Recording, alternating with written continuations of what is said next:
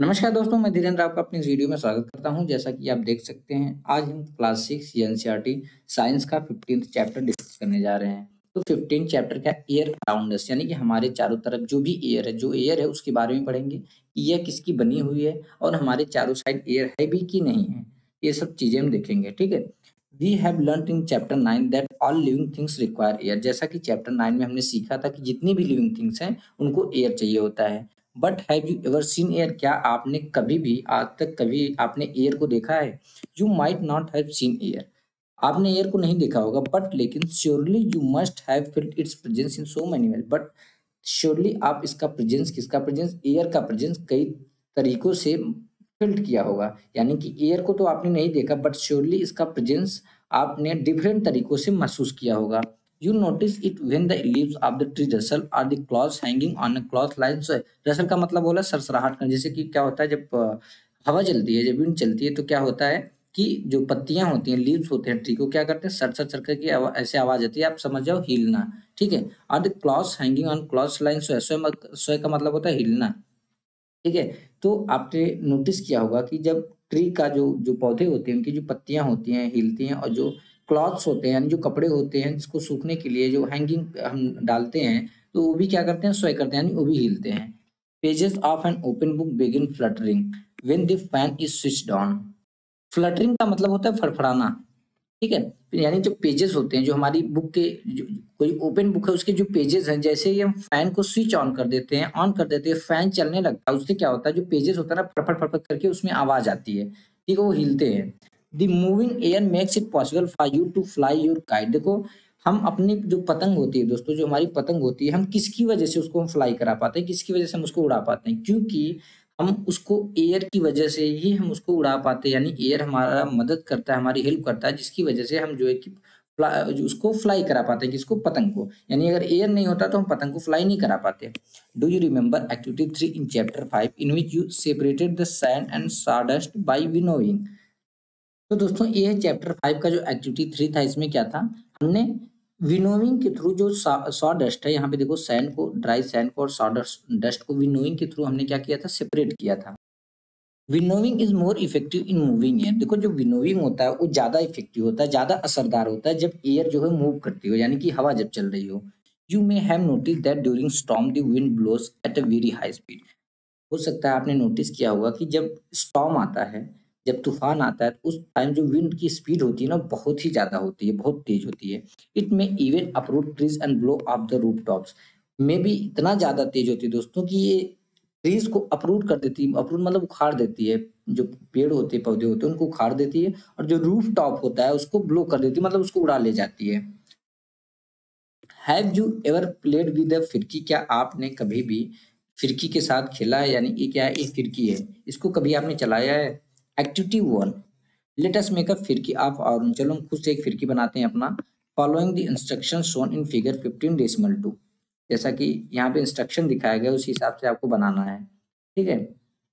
Hold the stick of the फिरकी and place it in different direction in an open area. आपको क्या करना है, जब आपने फिरकी बना लिया दोस्तों, उसके बाद आपको फिरकी का जो स्टिक है, ये जो इसकी डंडी दिख रही है, इसको आपको होल्ड करना है और इसको डिफरेंट डायरेक्शन में आपको रखना है, एक ओपन एरिया में, ठीक है।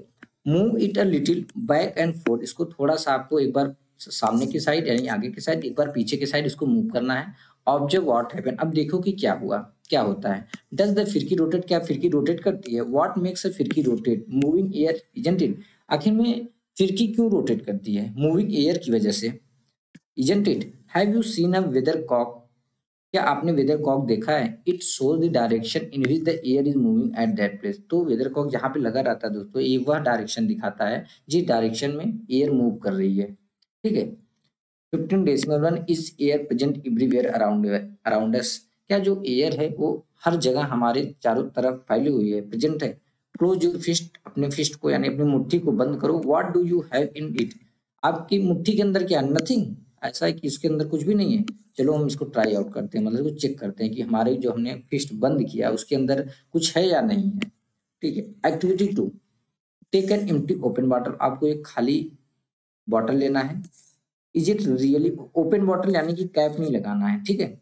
इज इट रियली एम्प्टी और does it have something inside? क्या क्या सच में यह एम्प्टी है, यानी जो आपने बॉटल लिया है सच में यह एम्प्टी है कि इसके अंदर कुछ है। टर्न इट अपसाइड डाउन, आपको अपसाइड डाउन इसको टर्न करना है एक बार। Is something inside it now, क्या अब इसके अंदर कुछ है। अपसाइड डाउन यानी कि उल्टा कर देना आपको। अब क्या पता चलेगा कि इसके अंदर आपको कुछ है कि नहीं है। Now dip the open mouth of the bottle into the bucket fill with water as shown in figure 15.4, जैसा कि फिगर 15.4 में दिखाया गया। अब इस खाली बॉटल को जो कि ओपन है, इसका ओपन एंड यानी इसको उल्टा करके एक बकेट में जो कि पानी से भरा हुआ है उसमें आपको डुबोना है। ऑब्जर्व द बॉटल, अब बॉटल को ऑब्जर्व करो, उसको देखो। Does water enter the bottle, क्या जो वाटर था जो पानी था बॉटल में इंटर कर पाया। Now tilt the bottle slightly, अब बॉटल को थोड़ा सा स्लाइटली टिल्ट करना, जैसे कि पहले एकदम वर्टिकल था, थोड़ा सा देखो टिल्ट हो गया है, इधर दिख रहा है ना कि थोड़ा सा टिल्ट हो गया है। तो इसी प्रकार आपको थोड़ा सा टिल्ट करना है। Does the water now enter the bottle, क्या अब पानी बॉटल में इंटर कर पाया। Do you see bubbles coming out of the bottle or hear any bubbly sound, क्या आपको दिख रहा है कि कुछ बॉटल से कुछ बबल्स आ रहे हैं या कुछ बबली साउंड आपको सुनाई दे रहा है बबल का। Can you now guess what was in the bottle, क्या आप गेस कर सकते हो कि जो बबल्स आ रहे हैं कि आखिर में जो बॉटल था उसके अंदर क्या था। यस यू आर राइट, हाँ आप सही हो। इट इज एयर, या एयर थी। That was present in the bottle, की जो एम्प्टी बॉटल था उसमें क्या प्रेजेंट थी, एयर प्रेजेंट थी। यानी कि जो हम पृष्ठ जब बंद किए थे उसमें क्या रहेगा, उसमें भी एयर रहेगा। The bottle was not empty at all, जो बॉटल था वो एम्प्टी नहीं था। In fact it was filled completely with air even when U turn it upside down. In fact क्या था कि it was field completely with air, यह पूरी तरीके से एयर से भरा हुआ था, यहाँ तक कि जब आपने इसको अपसाइड डाउन किया था। That is why you notice that water does not enter the bottle when it is pushed in an inverted position and there was no space for air to escape, क्योंकि bottle में air present था। Air bottle में जो bottle empty bottle था उसमें air present था, इसीलिए कि आपने नोटिस किया जब आपने बॉटल को इन्वर्टेड पोजीशन में किया यानी उल्टा पोजीशन में किया तो उसमें पानी इंटर नहीं कर पाया, क्योंकि बॉटल के अंदर स्पेस ही नहीं था। क्यों स्पेस नहीं था, क्योंकि बॉटल में तो ऑलरेडी एयर प्रेजेंट थी और एयर को जगह मिली नहीं को एस्केप कर सके। इस वजह से आप जो है देखिए कि इन्वर्टेड पोजीशन में बॉटल में कुछ नहीं जा रहा है, बट आपको वो बॉटल एम्प्टी दिख रही थी, लेकिन नहीं, उसमें क्या था, एयर था। When the bottle was tilted, जब बॉटल को आपने टिल्ट किया, the air was able to come out in the form of bubbles, तब जो है एयर जो है बबल्स के रूप में बाहर आ पाई। And water filled up the empty space that the air has occupied, और उसके बाद जो पानी था वो एम्प्टी स्पेस को भर देता है जिसको कि पहले एयर ने ऑक्यूपाई किया था। This activity shows that air occupy space, तो यह एक्टिविटी हमको यह दिखाती है, यह बताती है कि जो एयर है वो स्पेस ऑक्यूपाई करता है। ठीक है, एयर क्या करती है, स्पेस ऑक्यूपाई करती है। It fills all the space in the bottle, तो यह बॉटल में जितना भी स्पेस है सारे को भर देती है, यानी कि पूरे स्पेस में ये भर जाती है। It is present everywhere around S, या हर जगह हमारे अराउंड, हमारे सराउंड में, हमारे चारों तरफ प्रेजेंट है। Air has no colour, air का कोई कलर नहीं है। And one can see through it, और हर कोई इसके थ्रू देख सकता है। इट इज ट्रांसपेरेंट, क्योंकि यह ट्रांसपेरेंट होता है। और earth is surrounded by a thin layer of air, तो दोस्तों जो हमारी अर्थ है वह एक थिन लेयर, एयर की एक थिन लेयर से, पतली परत से क्या है, सराउंडेड है चारों साइड से। यानी अगर ये अर्थ है, इसके चारों साइड एक थिन लेयर है किसकी, एयर की। ठीक है, this layer extend up to many kilometre above the surface of the earth, और यह जो लेयर है ये कई किलोमीटर तक एक्सटेंड करता है अर्थ के सरफेस के ऊपर। एंड इज कॉल्ड एटमॉस्फेयर, और जिसको हम क्या बोलते हैं, एटमॉस्फेयर बोलते हैं। As we move higher in the atmosphere, जैसे जैसे एटमॉस्फेयर में हम ऊपर जाते हैं, द एयर गेट्स रेयरर, जो एयर होती है वो रेयरर होती जाती है, मतलब डेंस नहीं होती, वो रेयरर होती जाती है। ठीक है, नाउ कैन यू थिंक, क्या आप सोच सकते हो, mountaineers carry oxygen cylinder with them while climbing high mountains, कि क्या आप सोच सकते हो कि जो माउंटेनियर्स होते हैं, यानी जो माउंटेन पे क्लाइंबिंग करते हैं, वे अपने साथ में एक ऑक्सीजन का सिलेंडर क्यों ले जाते हैं। आप सोच सकते हो, जैसे कि हमने बात की जो एयर होती है दोस्तों, जैसे जैसे हम हाइट पे जाते हैं वो रेयरर होती जाती है, यानी कि उसकी जो क्वांटिटी होती है वो कम होती जाती है। ठीक है, तो इस वजह से ये क्या करते हैं, अपने साथ बॉटल, ऑक्सीजन का बॉटल ले जाते हैं एयर के लिए। ठीक है, यानी कि इनको ऑक्सीजन की सप्लाई वहां पे अच्छे से मिल पाए। 15 decimal two what is air made up of, आखिर में अब आता है कि जो एयर है वो किसकी बनी हुई है, क्या एक ही सब्सटेंस है या किसी और कई सब्सटेंसेस हैं। Until the 18th century people thought that air was just one substance, देखो 18 जो 18 सेंचुरी तक यानी कि 18 सेंचुरी से पहले 18 सेंचुरी तक तो लोग क्या सोचते थे कि जो एयर है वह केवल एक सब्सटेंस है 18 सेंचुरी के पहले, ठीक है।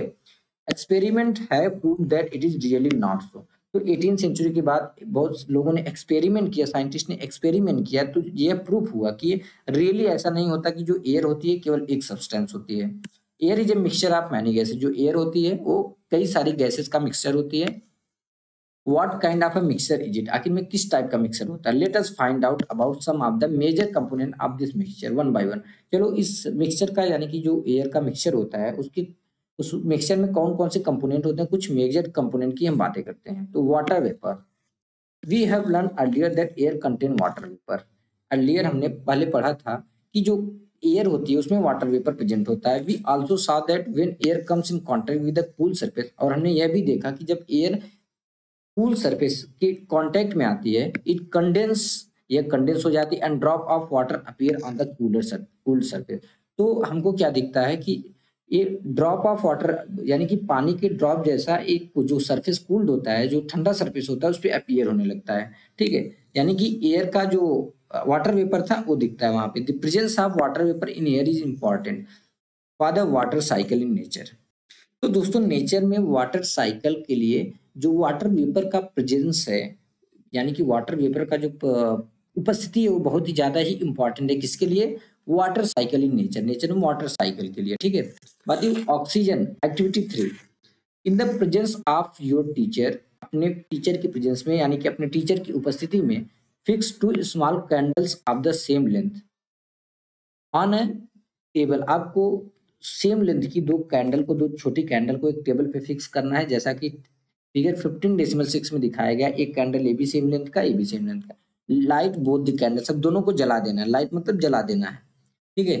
Cover one of the candles with an inverted glass tumbler, और इनमें से एक कैंडल को आपको क्या करना है, कवर कर देना है। किसके साथ? With inverted glass tumbler. Inverted मतलब उल्टा, ये ग्लास टम्बलर है, इसको उल्टा करके आपको क्या करना है, इसको कवर कर देना है, इस वाले कैंडल को। अब जब बोथ द कैंडल्स केयरफुली, अब दोनों कैंडल्स को केयरफुली आपको देखना है। Do both the candles continue to burn और गो ऑफ, क्या दोनों कैंडल्स कंटिन्यू बर्न हो रही हैं या कोई उसमें से बुझ गई। गो ऑफ मतलब कि बुझ गई। You must have observe that the candle covered with glass tumbler got extinguish after some time. Extinguish मतलब बुझ, मतलब कि बुझ जाना, ठीक है। तो आपने जरूर देखा होगा कि एक कैंडल जिसको कि हमने इन्वर्टेड ग्लास टम्बलर से कवर किया था वह कुछ टाइम बाद क्या होती है, एक्सटिंग्विश हो जाती है। Whereas the other candle continue burning, जबकि दूसरी जो कैंडल होती है ए वाली, ये कंटिन्यू बर्न होती रहती है, ठीक है। What can be the reason for this, आखिर इसका क्या रीजन होगा कि जो जो ग्लास टम्बलर से जिसको हमने कवर किया था वो कैंडल एक्सटिंग्विश हो गई। थिंक अबाउट इट, इसके बारे में सोचो।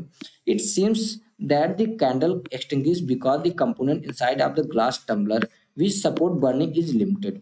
ऐसा प्रतीत होता है कि या ऐसा लगता है कि जो कैंडल थी, द कैंडल गॉट एक्सटिंग्विश, जो कैंडल थी वह इसलिए एक्सटिंग्विश हो गई क्योंकि the component inside of the glass tumbler, जो ग्लास टम्बलर के अंदर कंपोनेंट था विच सपोर्ट बर्निंग, जो कि बर्निंग को सपोर्ट करता था, यानी कि जिसकी वजह से कैंडल बर्न हो रहा था वह क्या था, लिमिटेड था। यानी कि आप इसको ऐसे समझो दोस्तों, इस केस में क्या हो रहा है, इस केस में मान लो कि एयर में कुछ ऐसा चीज प्रेजेंस है जिसकी वजह से ये बर्न हो रहा है, यानी कि बर्निंग को क्या हो रहा है, मदद मिल रहा है कि जिस कुछ कंपोनेंट कुछ एयर के मिक्सचर में कुछ ऐसे कंपोनेंट हैं जिसकी वजह से ये जो मोमबत्ती है, ये कैंडल जो है ये जल रही है। अब जब आपने ग्लास लगा दिया, इन्वर्टेड ग्लास टम्बलर लगा दिया, आपने इसको कवर कर दिया, मतलब ऑक्सीजन की सप्लाई या एयर की सप्लाई इसके अंदर नहीं हो सकता। तो इससे क्या लगता है कि यानी कुछ था जो कि बर्निंग को सपोर्ट कर रहा था, जिसकी वजह से बर्निंग हो रहा था, अभी वो क्या था, वो लिमिटेड था। Most of the component is used up by the burning candle, but उसका ज्यादातर जो कंपोनेंट हुआ बर्निंग कैंडल से क्या हुआ, यूज कर लिया गया एंड यूज हो गया। However the other candle is getting continue supply of air, जबकि जो दूसरी कैंडल है, यहाँ पे जो दूसरी कैंडल है दोस्तों, एक कंटिन्यूस को एयर की सप्लाई मिल रही है उस कंपोनेंट की, ठीक है। This component of air which support burning is known as oxygen. यह एयर का यह कंपोनेंट जो कि बर्निंग को सपोर्ट करता है, जिसकी वजह से बर्निंग होता है, कोई चीज जिसकी वजह से जलता है उसको क्या बोलते हैं, ऑक्सीजन बोला जाता है, यानी कि ऑक्सीजन की प्रेजेंस, ठीक है। Button nitrogen, in activity 3 did you observe that air is still present in the glass bottle even after the candle blew out. तो एक्टिविटी 3 में क्या आपने ऑब्जर्व किया कि air still present in the glass, की glass में अभी भी जो ग्लास के बॉटल है अभी भी उसमें एयर प्रेजेंट है, जबकि कैंडल जो है बुझ गई, मतलब वो एक्सटिंग्विश हो गई। This indicate the presence of some component in the air. ये इंडिकेट करता है कि एयर में कोई कंपोनेंट प्रेजेंस है which does not support burning, जो कि बर्निंग को सपोर्ट नहीं करता। The major part of air which does not support burning candle is nitrogen. तो एयर का वह मेजर पार्ट जो कि बर्निंग को सपोर्ट नहीं करता उसको क्या बोलते हैं, नाइट्रोजन बोलते हैं। ठीक है, यानी हमने क्या देखा, वाटर वेपर, ऑक्सीजन और नाइट्रोजन। अब आता है carbon dioxide. In a closed room, if there is some material that is burning, you may have felt suffocation. Suffocation का मतलब वो सांस लेने में दिक्कत आना, ठीक है, या दम घुटना जिसको बोलते हैं। तो एक क्लोज रूम में अगर मान लो कोई एक क्लोज रूम है और उसमें कोई मटेरियल बर्न हो रहा है, कोई मटेरियल जल रहा है, तो अगर आप उस रूम में प्रेजेंट हो तो आपको क्या फील होगा, सफोकेशन फील होगा, सांस लेने में दिक्कत आएगी। This is due to excess of carbon dioxide. ऐसा क्यों होता है, क्योंकि उस रूम में CO2 यानी कि कार्बन डाइऑक्साइड का जो क्वांटिटी होता है एक्सेस हो जाता है, बहुत ज्यादा हो जाता है। That may be accumulating in the room at the burning continue, जैसे जो कि रूम में एक्यूमुलेट हो रहा है, इकट्ठा हो रहा है, कि जैसे जैसे वो मटेरियल जो है कंटिन्यू बर्न हो रहा है। यानी कि अभी यहाँ पे देखते हैं, यहाँ पे हम बात करते हैं यहाँ पे, ठीक है, इसको आपने कैंडल को कवर कर लिया, ठीक, कैंडल को कवर कर लिया, कैंडल तो बुझ गई, अब तो ये तो जल नहीं पाएगी। अब सोचो कोई एक रूम है, ठीक, उस रूम में आप हो और उस रूम में कंटिन्यू कोई एक मटेरियल जो है बर्न हो रहा है। तो मटेरियल को बर्न होने से क्या होता है दोस्तों, वहां पे CO2 जो है एक्यूमुलेट होती है, कार्बन डाइऑक्साइड उस रूम में एक्यूमुलेट होती है, इकट्ठा होती है, जिससे क्या होता है कि आपको सांस लेने में दिक्कत आती है। ठीक है, carbon dioxide makes up a small component of the air around. तो जो कार्बन डाइऑक्साइड होती है, वो जो एयर होती है हमारे साइड में, उसमें एक छोटा सा क्वांटिटी जो होता है, किसका होता है, कार्बन डाइऑक्साइड यानी कि CO2 का।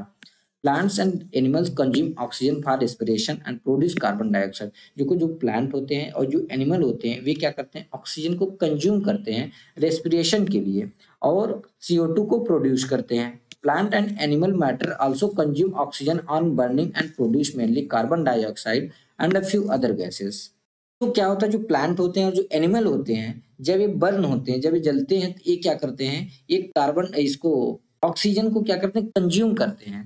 ठीक है, यानी कोई भी चीज जल रहा हो, जान लो ऑक्सीजन को कंज्यूम करेगा और क्या रिलीज करेगा, क्या प्रोड्यूस करेगा, CO2 प्रोड्यूस करेगा। इतना आप समझ जाओ। और CO2 के साथ कुछ और भी गैसेज होती है, बहुत ही स्मॉल क्वांटिटी में होती है, क्योंकि CO2 ज्यादा क्वांटिटी में होता है। ठीक है, जो CO2 की क्वांटिटी हो तो ज्यादा होती है, इस वजह से यहाँ पे केवल CO2 की बात करें, यानी कि कार्बन डाइऑक्साइड की। ठीक है, तो जब प्लांट और एनिमल मैटर जलते हैं, बर्न होते हैं, तो ये भी क्या करते हैं, ऑक्सीजन को कंज्यूम करते हैं और मेनली प्रोड्यूस करते हैं क्या, कार्बन डाइऑक्साइड और साथ में कुछ अदर गैसेज जिसकी क्वांटिटी बहुत कम होती है।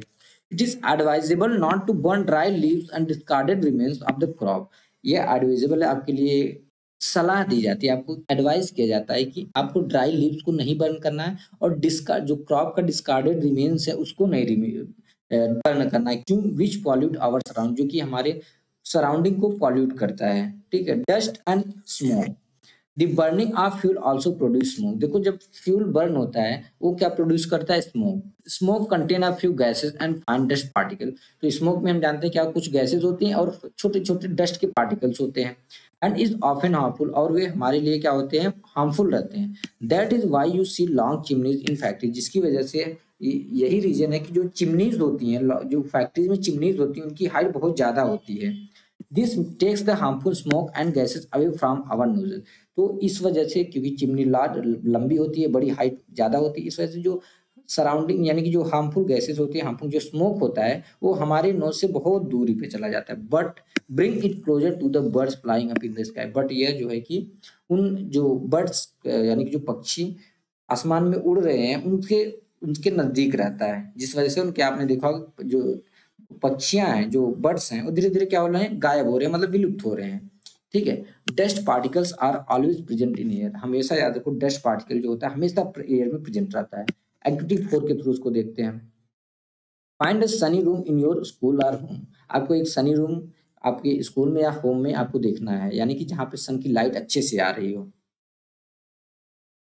Close all the doors and windows with curtains pulled down to make the room totally dark. Room dark, ठीक है। आपको क्या करना है, जितने भी विंडोज हैं, जितने भी डोर्स हैं, जैसे यहाँ पे मान लो डोर है, इसको बंद कर देना, जो भी विंडोज है उसको बंद कर देना, यहाँ तक कर्टेन मान लो, मतलब अगर ग्लास की विंडो है, कर्टेन उसका पुल आउट करना, आपको कर्टेन भी खींच देना ताकि जो रूम हो एकदम डार्क हो जाए।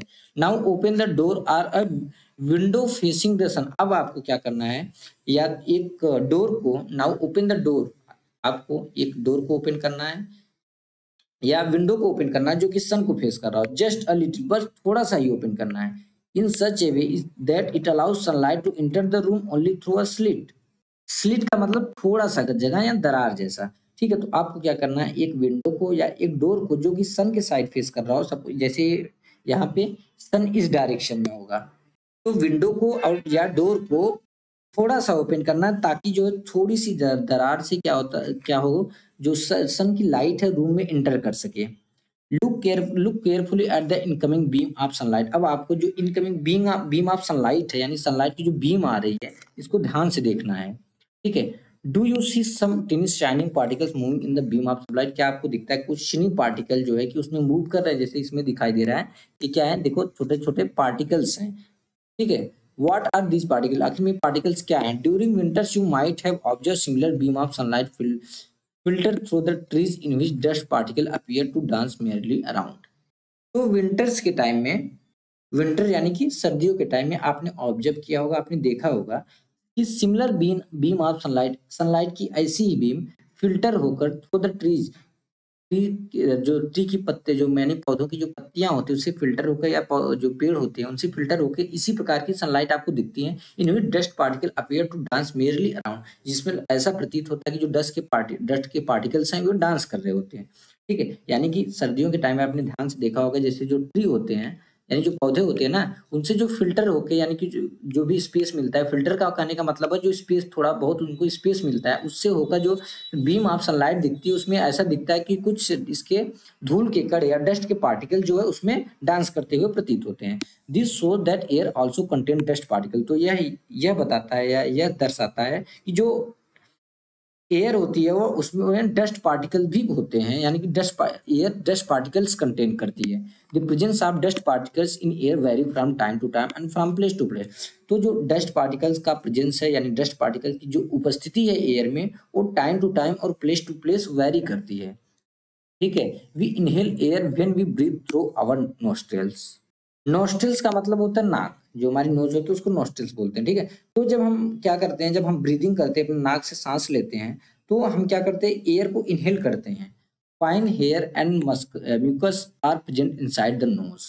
म्यूकस का मतलब होता है थोड़ा बहुत जो कफ जैसा होता है नोज में, ठीक है। फाइन हेयर मतलब छोटे छोटे जो हेयर होते हैं, जो कि हमारे नोज के अंदर प्रेजेंट होते हुए क्या करते हैं, prevent dust particles from getting into the respiratory system, ठीक है। अब बात आती है कि इतने ज्यादा डस्ट पार्टिकल होते हैं एयर में और हम इसको ब्रीथ करते हैं, उनको क्यों कुछ नहीं होता? क्योंकि जो हमारी नोज में, हमारी नाक के अंदर, हमारी नोस्ट्रिल्स के अंदर जो फाइन फाइन हेयर है और जो म्यूकस है, यानी कि कफ जैसा होता है, वो क्या करता है, डस्ट पार्टिकल्स को रोक लेता है, जिससे कि डस्ट पार्टिकल रेस्पिरेटरी, जो हमारी रेस्पिरेटरी सिस्टम है उसमें नहीं जा पाती। Do you recall being scolded by your parents when you breathe through your mouth? क्या आपने कभी अपने पेरेंट द्वारा स्कोल्ड, अपने आपके पेरेंट्स ने आपको स्कोल्ड किया, आपको डांटा है कि मुंह से, जब आप मुंह से सांस ले रहे हो, क्या आपके पेरेंट्स ने कभी आपको डांटा है? इफ यू डू दैट, अगर आप ऐसा करोगे, हार्मफुल डस्ट पार्टिकल्स में एंटर योर बॉडी, तो हार्मफुल जो डस्ट पार्टिकल है वो आपकी बॉडी के अंदर जा सकते हैं, क्योंकि हमारे माउथ में तो कोई फाइन हेयर होता नहीं है। We may conclude then that air contains some gases, water vapor and dust particles।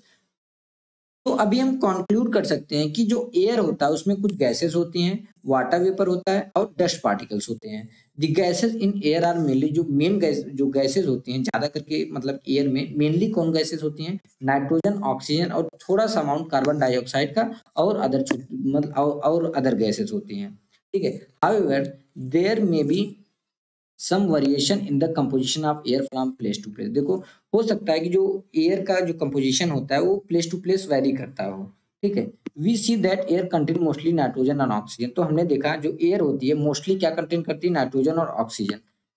In fact these two gases together make up 99% of the air. यानी दोस्तों, जो नाइट्रोजन और ऑक्सीजन, जैसे यहाँ पे दिखाई दे रहा है, ये है, इतना ऑक्सीजन रहता है, इतना नाइट्रोजन रहता है, तो नाइट्रोजन और ऑक्सीजन मिलकर 99% बनाते हैं किसका, एयर का। यानी एयर में 99% क्या होता है, नाइट्रोजन और ऑक्सीजन होता है। द रिमेनिंग 1% जो होता है उसमें is constituted by carbon dioxide, उसमें ज्यादातर जो 1% में कार्बन डाइऑक्साइड रहता है और कुछ अदर गैसेज रहती हैं एंड वाटर वेपर रहता है। ठीक है, यानी कि केवल इतने हिस्से में क्या क्या अदर गैसेज रहती हैं और CO2 रहता है और वाटर वेपर रहता है, बाकी सारा का सारा क्या रहता है, नाइट्रोजन और oxygen. 15.3 how does oxygen become available to animals and plants living in water and soil. अब 15.3 में पूछता है आखिर में जो एनिमल्स होते हैं, जो प्लांट्स होते हैं जो कि वाटर में रहते हैं या सॉइल में रहते हैं, उनको ऑक्सीजन कैसे मिलता है। Activity 5, take some water in a glass और मेटल कंटेनर। आपको कुछ पानी लेना है, थोड़ा सा पानी किसी मेटल या ग्लास कंटेनर में, हीट इट स्लोली, इसको स्लोली हीट करना है एक ट्राइपॉड स्टैंड पे। Well before the water begin to boil, यानी कि जब बॉयल वाटर जो है बॉयल करने से पहले, यानी कि जस्ट बॉयल बॉयल मतलब जो उबलने लगता है ना, तो उससे पहले क्या करना है, look carefully at the inner surface. आपको इनर सरफेस को, इसके बर्तन की यानी कंटेनर के इनर सरफेस को आपको ध्यान से देखना है।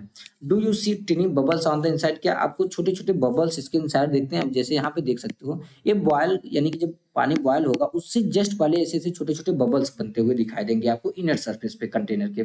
These bubbles come from the air dissolve in water. ये जो बबल्स होता है दोस्तों, वो कहाँ से आता है, जो एयर डिजॉल्व है वाटर में, पानी में जो एयर डिजॉल्व है उसमें आता है। अब जैसे एयर का क्या होता है, सो H2O, मतलब सॉरी, वाटर का क्या होता है, H2O, यानी इसमें क्या ऑक्सीजन की भी क्वांटिटी रहती है कुछ मात्रा। When you heat the water, जब to begin with the air dissolve in it escapes, जब आप पानी को हीट करते हो तो हीट करने से पहले क्या होता है, एयर जो इसमें डिजॉल्व होता है वो स्केप होता है, यानी निकल जाता है। एज यू कंटिन्यू हीटिंग, जैसे आप कंटिन्यू करते हो हीटिंग को, the water itself turn into vapour, जो पानी जो खुद वेपर में कन्वर्ट होने लगता है, and finally begins to boil, और बॉयल होने लगता है। We learn in chapter 8 and 9, हमने चैप्टर 8 और 9 में पढ़ा था that the animal living in water use the dissolve oxygen in water. हमने दोस्तों, आपको याद होगा चैप्टर 8 और 9 में हमने पढ़ा था कि जो एनिमल होते हैं, जो पानी में जो जानवर रहते हैं, वे क्या करते हैं, जो वाटर में ऑक्सीजन अवेलेबल है, यानी वाटर में जो डिजॉल्व ऑक्सीजन है उसको यूज करते हैं। ठीक है, the organism that live in soil also need oxygen to respire. देखो, जो ऑर्गेनिज्म सॉइल यानी कि मिट्टी में रहते हैं, उनको भी क्या चाहिए, ऑक्सीजन चाहिए रिस्पायर करने के लिए, isn't it. How do they get the air they need, आखिर उनको वो एयर कहाँ से मिलता है जो उनको जरूरत है फॉर रेस्पिरेशन के लिए। Activity 6, take a lump of dry soil in a beaker और अ ग्लास। लंप का मतलब होता है ढेला। ठीक है यार, ढेर। आपको एक क्या करना है, एक बीकर में या ग्लास में मिट्टी का थोड़ा ड्राई सॉइल का यानी कि सूखी मिट्टी का एक ढेला लेना है, लंप लेना है, ऐड वाटर टू इट, इसमें थोड़ा पानी ऐड कर देना, एंड नोट व्हाट हैपेंस, और नोट करो कि क्या होता है। जैसे 15.11 में दिखाया गया, आपको एक मिट्टी का थोड़ा सा ढेर ले लो या एक सूखी मिट्टी का थोड़ा सा लंप ले लो, और उसको क्या करो, एक बीकर में डाल दो, एक ग्लास में डाल दो, और उसमें थोड़ा सा पानी ऐड करो और देखो कि क्या होता है। Do you see bubbles coming out from soil, क्या आपको दिखता है कि उस सॉइल से सॉइल से क्या होती है, एयर बाहर आ रही है, सॉरी बबल आ रहा है। These bubbles indicate the presence of air in the soil, यह बबल्स जो है यह इंडिकेट करता है कि जो सॉइल है उसमें एयर प्रेजेंट है। When the water is poured on the lump of soil, जब पानी को आप लंप सॉइल जो लंप ऑफ सॉइल यानी कि मिट्टी पे, सूखी मिट्टी पे जब आप पोर करोगे, उड़ेलोगे, it displaces the air which is seen in the form of bubbles, यह क्या करता है, एयर को डिस्प्लेस कर देता है जो कि हमको बबल्स के रूप में दिखाई देता है। The organisms that live inside the soil and the plant roots respire in this air, तो जो ऑर्गेनिजम्स कहाँ पे रहते हैं, सॉइल के अंदर रहते हैं, एंड द प्लांट रूट्स, और जो प्लांट के रूट्स होते हैं क्या करते हैं, इसी एयर से रिस्पायर करते हैं।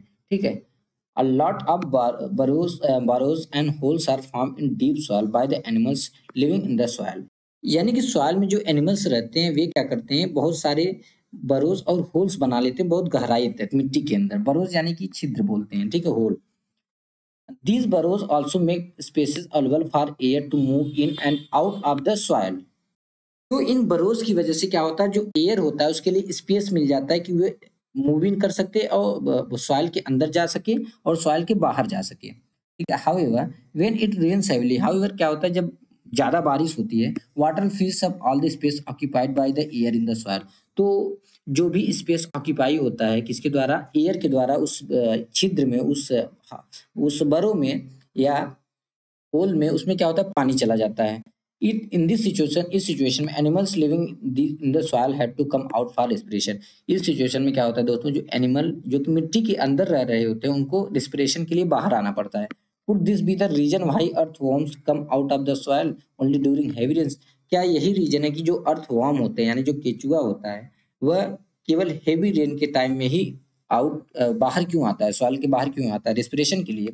हैव यू एवर वंडर्ड, कि आपने कभी सोचा why all the oxygen of atmosphere does not get used up though a large number of organisms are consuming it? क्या आपने कभी सोचा, कभी आपके माइंड में ऐसा ख्याल आया कि आखिर जब सारे बहुत ज्यादा करके जो ऑर्गेनिजम्स हैं वे ऑक्सीजन को कंज्यूम कर रहे हैं तो ये ऑक्सीजन जो एटमॉस्फेयर में यूज क्यों नहीं हो रहा है, खत्म क्यों नहीं हो रहा है? Who is refilling the oxygen in the atmosphere? Atmosphere में ऑक्सीजन को कौन रीफिल कर रहा है? 15.4 how is the oxygen in the atmosphere replaced? अब देखेंगे कि आखिर में जो एटमॉस्फेयर में ऑक्सीजन होता है वो कैसे रिप्लेस होता है। In chapter 7 we read about photosynthesis. तो चैप्टर 7 में दोस्तों आपको याद होगा हमने फोटोसिंथेसिस के बारे में पढ़ा था। तो फोटोसिंथेसिस प्रोसेस क्या होता है? In this process plants make their own food and oxygen is produced along with it. इस फोटोसिंथेसिस एक ऐसा प्रोसेस था जिसमें प्लांट्स अपना खुद का फूड बनाते हैं और ऑक्सीजन को प्रोड्यूस करते हैं उसी के साथ। Plants also consume oxygen for respiration. देखो जो प्लांट्स होते हैं वो ऑक्सीजन को कंज्यूम करते हैं रेस्पिरेशन के लिए भी, but they produce more of it than they consume. But वे जितना कंज्यूम करते हैं दोस्तों उससे कई बहुत ज्यादा क्या करते हैं, प्रोड्यूस करते हैं। यानी कि जो ऑक्सीजन प्लांट्स यूज करते हैं, ठीक है, उससे कई ज्यादा मतलब बहुत ज्यादा क्वांटिटी में उससे बहुत ज्यादा उससे कहीं ज्यादा ये ऑक्सीजन क्या करते हैं, प्रोड्यूस करते हैं। दैट इज वाई वी से प्लांट्स प्रोड्यूस्ड ऑक्सीजन। इसीलिए हम बोलते हैं कि जो प्लांट्स होते हैं ऑक्सीजन प्रोड्यूस करते हैं। It is obvious that animals can not live without plants. देखो ये तो ऑब्वियस है, जो एनिमल्स होते हैं वो बिना प्लांट्स के जीवित नहीं रह सकते, सर्वाइव नहीं कर सकते। The balance of oxygen and carbon dioxide in the atmosphere is maintained through respiration in plants and animal and by the photosynthesis in plants। तो क्या होता है, जो बैलेंस होता है किसके किसके बीच का, ऑक्सीजन के बीच का और CO2 यानी कि कार्बन डाइऑक्साइड के बीच का, यानी एटमॉस्फेयर में जो CO2 और ऑक्सीजन के बीच का बैलेंस होता है उसके किसके थ्रू मेंटेन होता है, वो रेस्पिरेशन यानी प्लांट्स और एनिमल में होने वाले रेस्पिरेशन के थ्रू और फोटोसिंथेसिस के थ्रू, इसमें प्लांट्स में। This show the interdependence of plants and animal. तो यह दिखाता है कि जो प्लांट्स और एनिमल्स है वो एक दूसरे पे कैसे इंटरडिपेंडेंस है, ठीक है। We can now appreciate how important air is for life on the earth. We can now appreciate यानी कि हम अभी अप्रिशिएट कर सकते हैं, अब अभी हम समझ सकते हैं कि how important air is for life on the earth, यानी अर्थ पे लाइफ के लिए एयर कितना ज्यादा इंपॉर्टेंट है। Are there any other uses of air? क्या एयर के कोई अदर यूज है, यानी कि इसका यूज कहीं और पे होता है? Have you heard about a wind mill?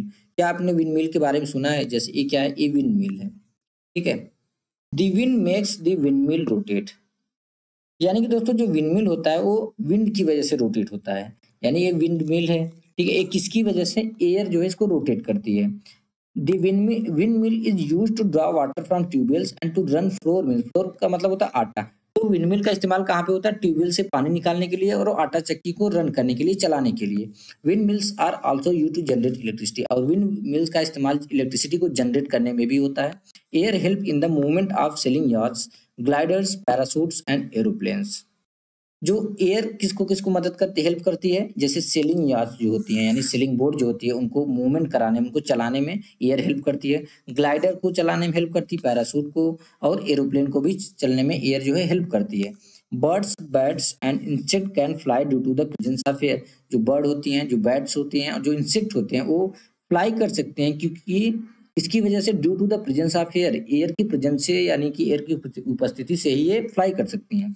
Air also helps in the dispersal of seeds and pollen of flowers of several plants. तो एयर और क्या करती है, ये बहुत सारे सीड्स को और बहुत सारे प्लांट्स के फ्लावर के पोलन को डिस्पर्स करने में मदद करती है। डिस्पर्स मतलब उसको फैलाने में। Air plays an important role in water cycle. Water cycle में दोस्तों एयर जो है बहुत ही इंपॉर्टेंट रोल प्ले करता है, ठीक है। अब समरी देख लेते हैं। Air is found everywhere. जैसा कि हमने देखा एयर जो है हर जगह पाई जाती है। We can not see air but we can feel it. हम एयर को देख नहीं सकते बट इसको फील कर सकते हैं, महसूस कर सकते हैं।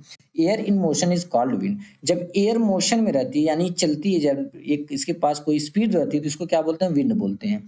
Air occupy space. एयर जो है स्पेस ऑक्यूपाई करता है। Air is present in water and soil. Air जो है वाटर में यानी कि पानी में और सॉइल में प्रेजेंट रहता है। Air is mixture of nitrogen, oxygen, carbon dioxide, water vapour and a few other gases. तो दोस्तों जो एयर है वो किसका किसका मिक्सचर है, वो nitrogen, oxygen, carbon dioxide, water vapour और अदर गैसेस का मिक्सचर है। सम डस्ट पार्टिकल्स में आल्सो भी प्रेजेंट इन इट।